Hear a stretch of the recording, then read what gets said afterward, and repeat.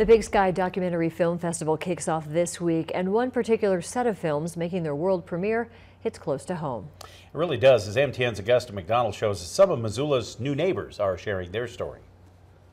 Missoula's resettled refugee community has been making their home in the Garden City for the past couple of years. They're working, raising their families, shopping around town, maybe they go to your church. But if you're like me, you might have wondered what they think of their new home, what's different, what's changed for them. Now they'll give us a first-person glimpse into their lives and experience.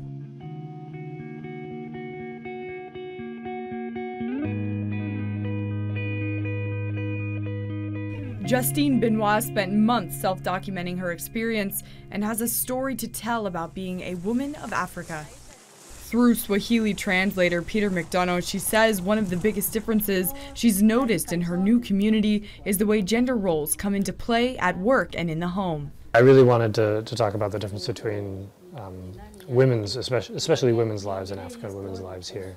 Where in Africa, a lot of women don't have much agency over their own lives, and they're forced to work, but then depend on and wait for men to provide for them all their food, all their needs, all their income.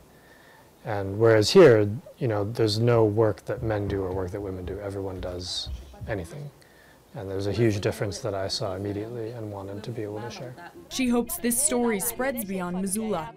It's not a message specifically for Congolese women or African women or refugee women. It's a message for all women who maybe come from cultures where if a woman's husband dies or a woman's husband leaves her for someone else, she's left with nothing and no skills and no education and just like lives in poverty. And it's a message for them. It's a message for anybody. Her story is part of the New Neighbors Project, a series of pieces facilitated by filmmakers and supporters to put cameras into the hands of refugees so they can tell their own story. Something I think I would like to try and convey about the project is just how collaborative the process has been.